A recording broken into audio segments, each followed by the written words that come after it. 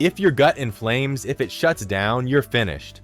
Many athletes drop not because of sore legs, but because their stomach says enough. Kilian and his team know this. They've studied how his digestive system reacts in every terrain. On long descents where intensity drops, he can handle fats and proteins. On steep climbs where effort spikes, only liquids with specific carbs. Every detail adjusted.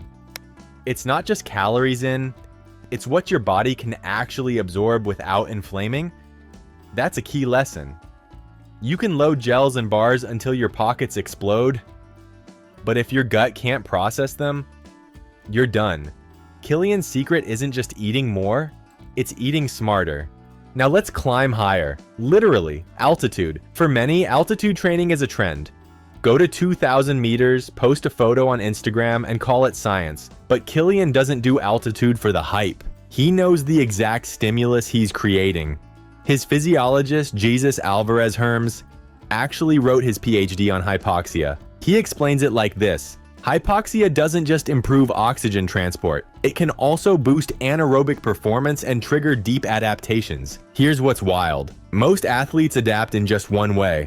Some see gains in lung capacity, others in red blood cells, others in muscle fibers. Kilian, he adapts in all three. His lungs, his blood, and his muscles all respond at once. That's why when others are gasping for survival above 3,000 meters, Kilian still looks smooth, calm, efficient. He's not just surviving altitude, he's weaponizing it. But physiology alone doesn't explain Kilian. The other half of the equation is his mindset. There was a moment on the trail when I realized just how much the mind matters. My legs were tired, the altitude was crushing, and physically I felt close to done. But what kept me moving wasn't strength. It was mindset. And that's why I think conversations about mental health are so important, not only in extreme situations, but also in everyday life. Making support convenient and accessible can make a huge difference. And that's exactly where BetterHelp comes in. I also want to thank them for sponsoring this deep dive.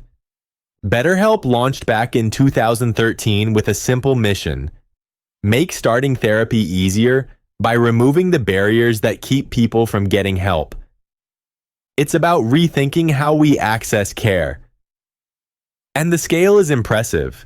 They've grown into the world's largest online therapy service, helping over 5 million people. That really shows how big the need is and how technology is finally making mental health care more accessible. So how does it work? In essence, it's a lot like traditional therapy. A BetterHelp therapist listens, asks thoughtful questions, helps you see things from new perspectives, and gives you practical tools to make positive changes.